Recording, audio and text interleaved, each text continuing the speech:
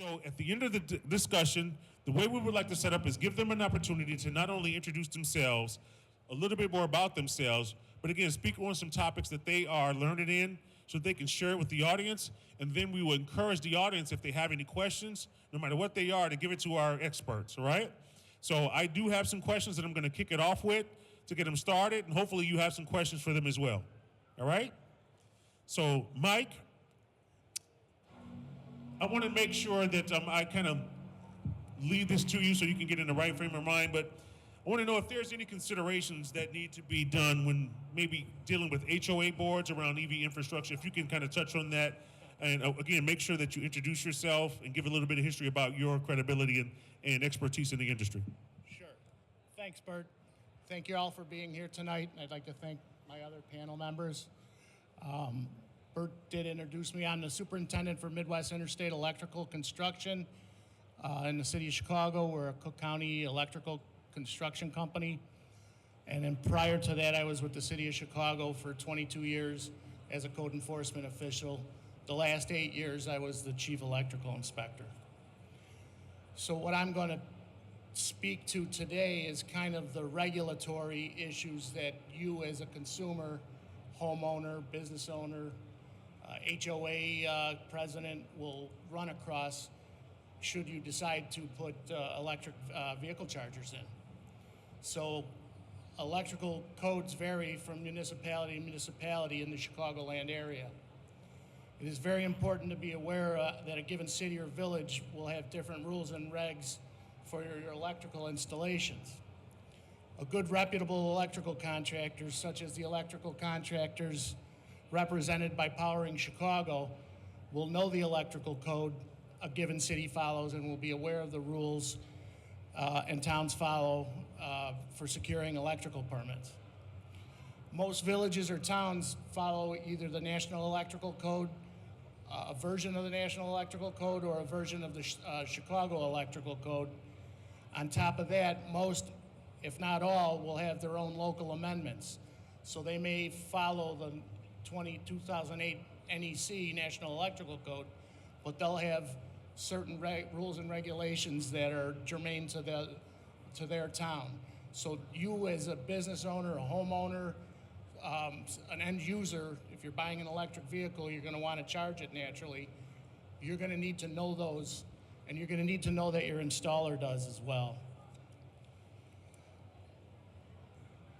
There will also be required inspections for this electrical work that gets done, and you'll want to know, the first call you'll want to make is to that town to talk to an authority having jurisdiction over the electrical installations to make sure that your contractor's doing right by you and that you know that what they're doing is in fact going to pass inspection, because the last thing you want are delays when you've bought the vehicle, now you've spent X amount of dollars for the installation, and then here you are waiting because the electrical contractor that you hired did not install it properly. The Powering Chicago electrical contractors will be well-versed in all of these processes and will help you get from the start to the finish on time and under budget. If you're installing in the city of Chicago, that's something that I can speak to as being the authority having jurisdiction there. Every electrical contractor must be licensed by the city of Chicago's Department of Buildings. That means that that company employs a supervising electrician, and that person is eligible and available to pull permits and to oversee the installations. Electrical inspections are always required in the city of Chicago, and they should be scheduled in a timely manner by your electrical contractor. That's something that you're going to want to hold your contractor to. The city of Chicago, seeing the need for the coming growth of EVSE charging, put some new regulations in place in 2019. These new rules are titled Chicago Electric Vehicle Supply Equipment EVSE Ready Requirements. Can be found on the internet at chicago.gov/energy code. These rules now require that electrical infrastructure be built in any building that contains 5 or more dwelling units, for on-site parking, and also for any off-street parking areas with 30 or more spots that will serve new construction buildings containing any other occupancy. So the city's going to require, yes, you're welcome. These EVSE-ready requirements were added to the Chicago zoning ordinance and applied to projects where the first permit application was started on or after November 1st of 2020. The specific rules and regulations for electrical equipment to be installed in those particular occupancies are noted on that website. The state of Illinois also requires that installers of EVSE equipment must be certified to do so. The electricians installing your charging equipment must have taken and successfully passed the EVITP federally recognized training class. This class is a 6-week, 18-hour course that is followed by a 35-question exam that must be passed for you to gain certification. You all, as prospective buyers of vehicle charging equipment, will want to make sure that your installers that you're hiring have these certifications for their electricians. The Powering Chicago Electrical Group makes sure through their apprentice school and night training that the IBW 134 member electricians and their contractors that employ them are taking and getting these certifications. You know when you hire from Chicago, Powering Chicago, that you're getting the right certifications each and every time. In conclusion, you as a prospective electric vehicle purchaser will have numerous questions that need consideration. Buying an electrical vehicle will require electrical infrastructure upgrades at your business and/or home. When you hire a Powering Chicago electrical contractor, there'll be no question that you have partnered with a qualified contractor that will have the knowledge, skill, and required certifications to see your project from start to finish. Thank you.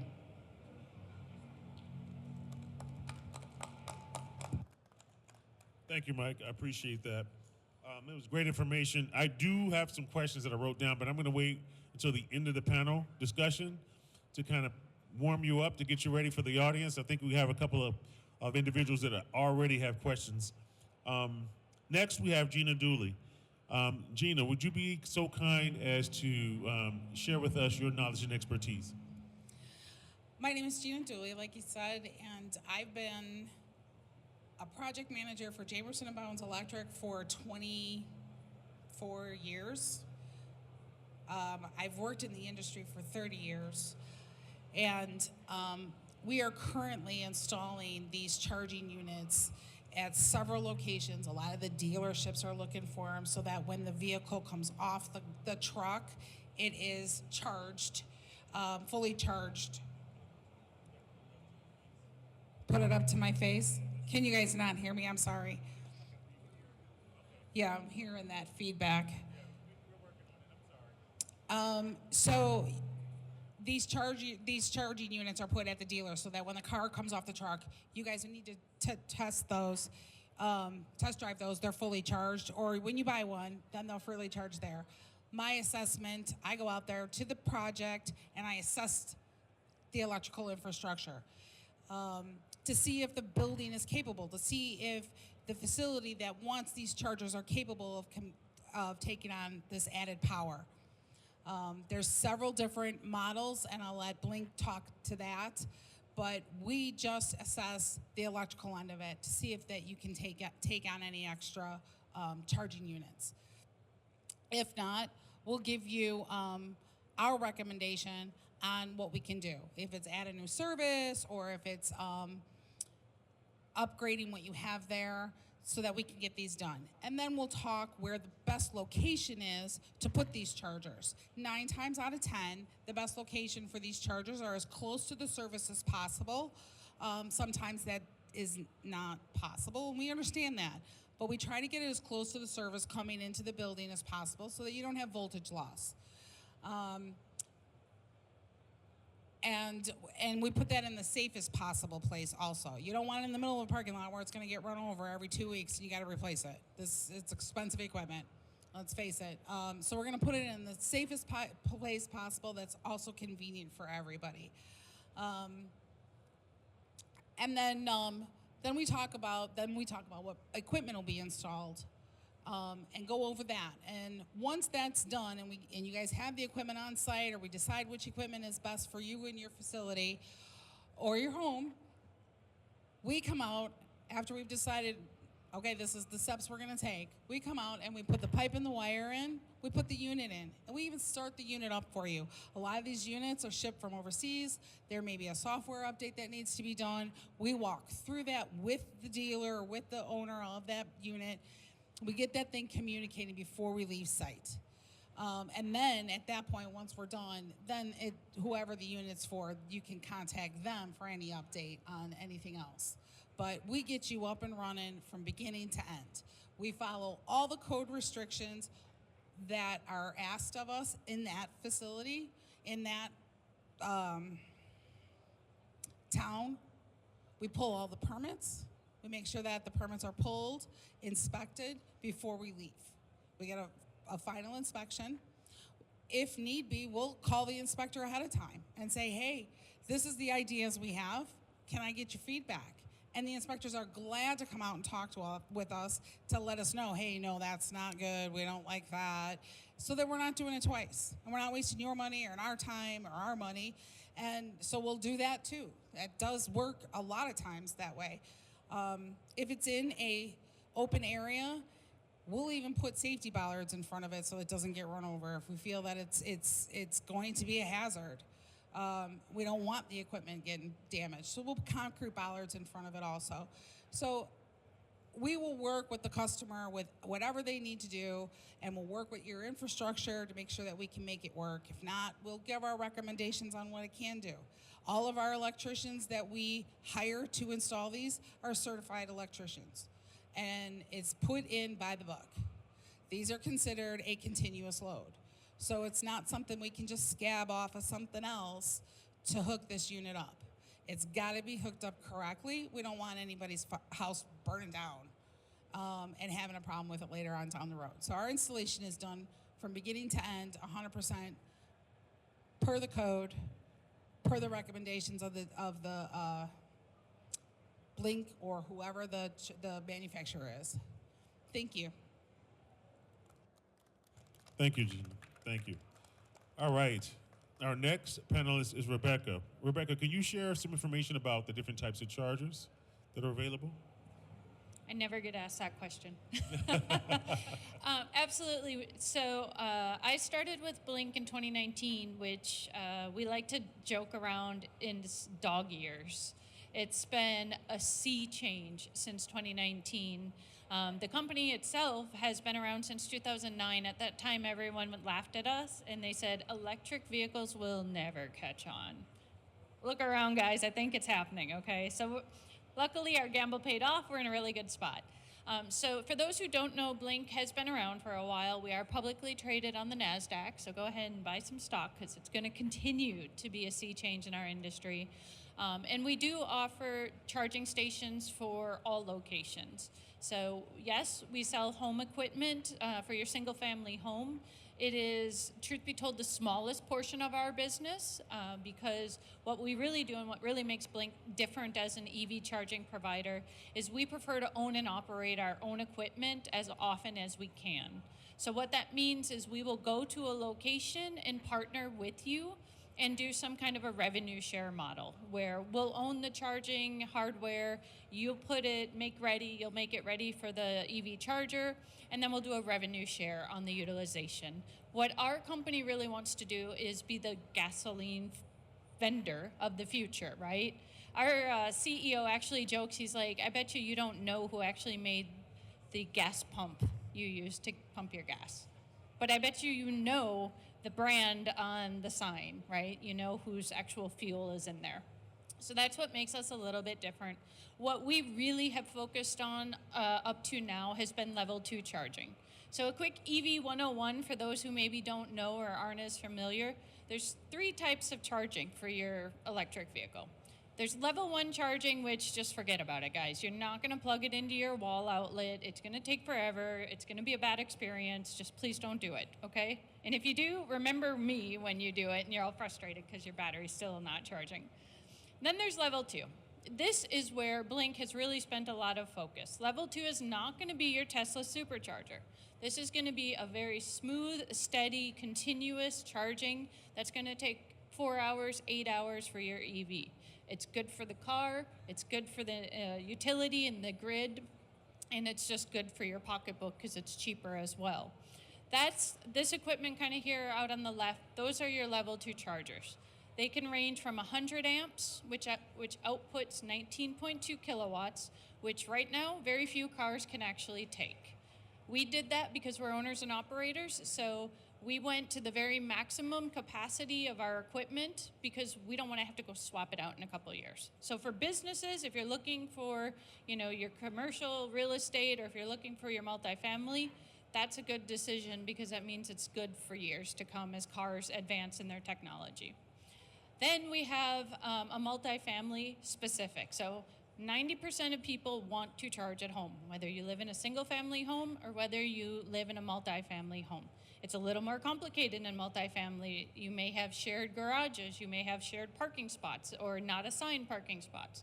So we come out and we look at those opportunities and try to get a good solution for you. Our MQ200 product was designed for that. It's a lower cost point because HOAs usually aren't flush with cash and don't want to do a lot of special assessments.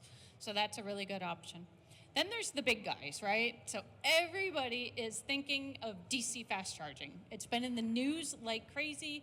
If you follow politics, there's $7 billion coming out for infrastructure for DC fast. This is gonna get your battery about 80% charged in 20 or 30 minutes, depending on the equipment. Sounds great, right? Who needs to charge that fast? How often does your car actually sit in your garage not moving? So truth be told, it's excellent for corridors. It's excellent for road trips. If you're not staying at a hotel, if you're at a hotel, you're going to be all night. You should probably just have L2 charging, right? So it's good to keep people moving along the interstates and along the highways. Please don't ask me if you're going to install DC fast in your house. I don't think you want to. You could buy a whole new house for the cost of it, okay? So those are the 3 different types of charging, and we actually try to help you understand the different types of charging because faster is not always better with EV charging. Faster can have negative impacts on your battery as well. So you really want to understand what you're getting yourself into and just think how often your car just sits parked versus how often you use it. And that can kind of make you think about charging a little bit differently. So that's how we come at it from a hardware standpoint. And then we partner with great people like this to actually get it deployed. We do not do installations. Thank you very much, Rebecca. Thank you. So as I stated before, I do have a couple of questions that I wanted to ask the panelists. And since Rebecca was the last and everything is most fresh, I want to start with you. So Blink, you stated that Blink looks to partner with the equipment buyers. And can you provide a little bit more depth on what that process would be and how you would go about selecting the difference between, let's say, someone who has an MDU versus a community versus someone who might benefit from a level 3 charger compared to a level 2? Yes. So how do you select the right equipment? Yes. Okay. Yes. A couple of different things you have to consider. Is it going to be public or private? If it's going to be in a multifamily property, but it's going to be restricted access, so you're only going to be using it for residents, then you need a little bit different hardware in the technology inside of the hardware. You probably don't need full payment processing capabilities. So one of the chargers back there, the white one, it has an external credit card reader on there. guess what, guys? That's got California's name all over it. So California passed a law. They need to have an external credit card reader, so we had to come up with a solution for that. You're not going to need that if you have restricted access. We have other options for you. We have cheaper options for you because it doesn't need all the bells and whistles. So understanding how you're going to use it. We have an awful lot of hospitals and healthcare facilities that are installing chargers. They do need that. They do need an opportunity where both public drivers can come and charge at that location, but also maybe doctors. And maybe they're going to give free charging or discounted charging to the employees of the hospital, but they want to charge the guests or who wants to be a guest of a hospital? But the people visiting the hospital, the full rate or something as well. So those kinds of considerations are super important. I was talking to a multifamily property owner not too long ago, and one of the first questions I said is, look around your parking garage. If you have a multifamily property or an office parking deck or something, how many EVs are you seeing right now? Just because you know they're coming doesn't mean you have to install all the hardware right now either. Maybe you can start small. Put in all the wiring right now, because that's only going to get crazy more expensive.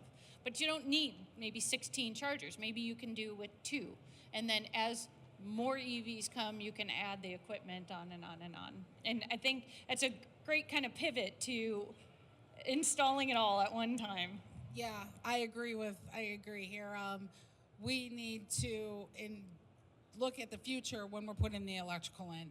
You don't want to stop at just one charger. It's going to cost you twice as much money to do the 2 or 3 if you don't look at the future. So you'd like to do it a little bit at a time.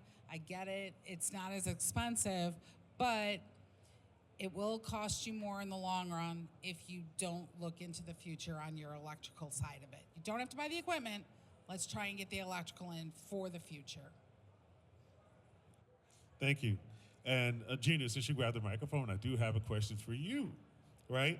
You mentioned earlier about an assessment. And so can you provide a little bit more information on what's included in that assessment? Like, I know we talked about an audit a little bit earlier, but like, what would an audit look like? What would it entail? Like, would you be able to say, hey, listen, look, you're fine with 100 amp? Like, what would that look like in a little bit more detail? We would look at the service coming into the building. We would look to see if there's any availability for additional chargers in that building or in that residential home. And we would look at the next steps that we would have to take. So I would walk around and I would look at the incoming service in a multi-dwelling facility or in a hotel or any commercial building. And then I would look around at some of the other branch panels that they possibly have in the facility to see if they have enough power to feed a charger here. Because if they're spread out, I might be able to take something from this panel. I would also, if it looks like it's going to be tight and I'm not sure, I would get meters out there to read the actual usage of that building to see where we stand. So it may just be a couple days for me to get that information. I would put meters on that, let it run for a couple of days to see what your usage is and your actual power. I also get a year of all the ComEd bills. Those ComEd bills will also tell me a lot of information on your usage and what your peak months are that you use a lot of electricity and some of the lower peak sides. So that gives us a lot of information to help with that assessment also.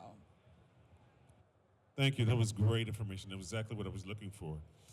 Any questions from the audience? No questions from the audience?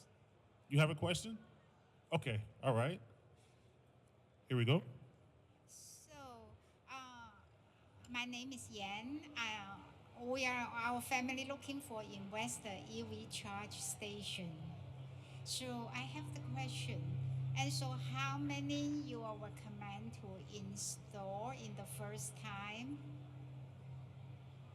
Okay, let's see if I can. So her question was, she has a multi-dwelling unit property. She wanted to know, she's looking to invest in this, and how many would you suggest or say you would have to buy the first time to prepare for the first time? I would have to say it depends on the number of units in your multi-dwelling. I would go with, I've heard that it's 5% of the parking spaces that you have in the facility. So 5%. So if you have 10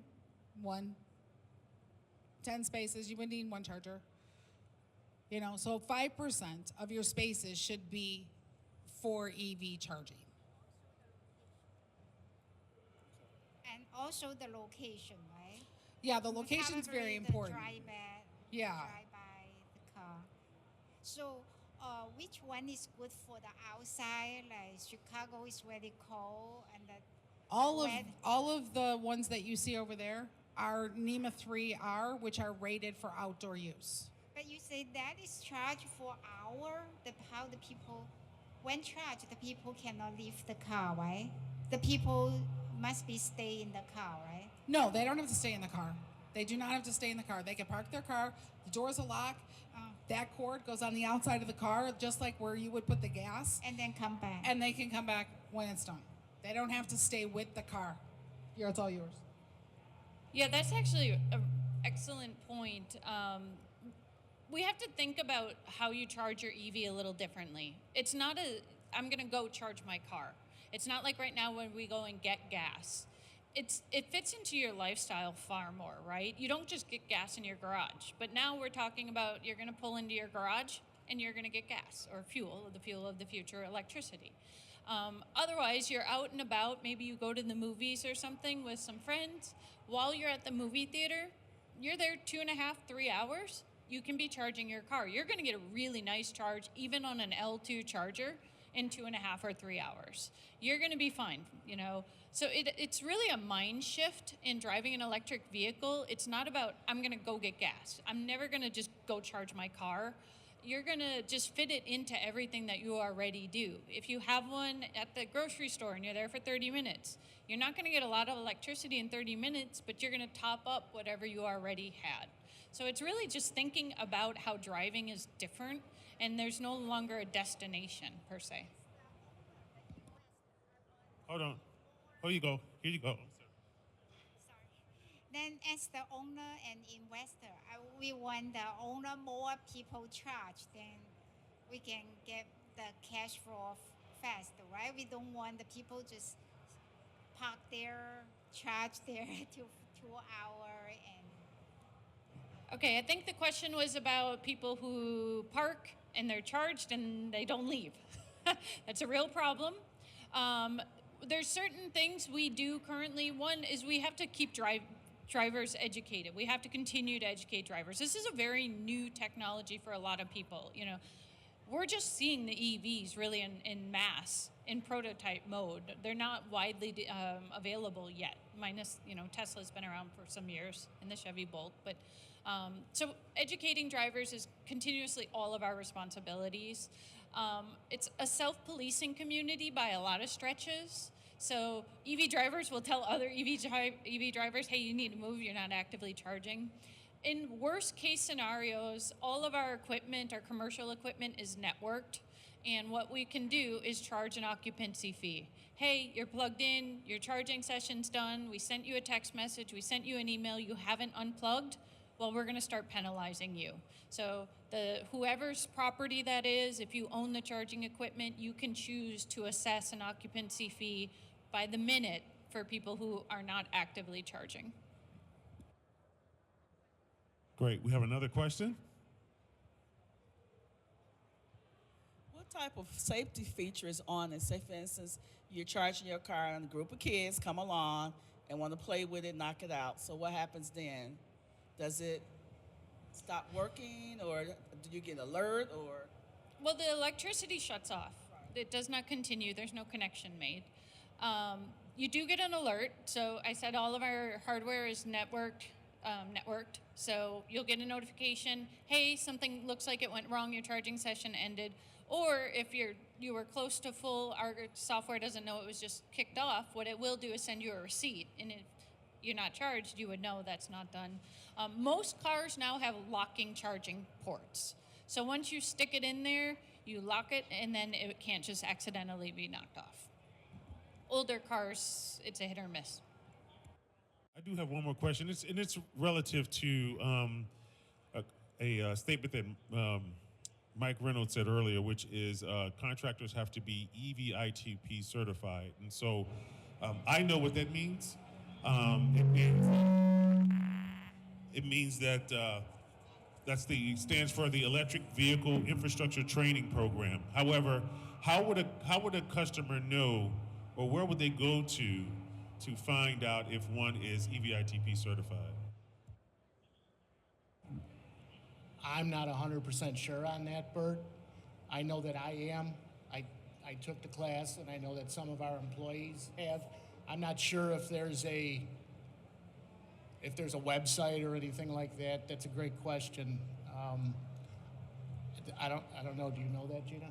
Yes, there is a website that lists all electrical contractors that in the local 134 that have electricians that are certified.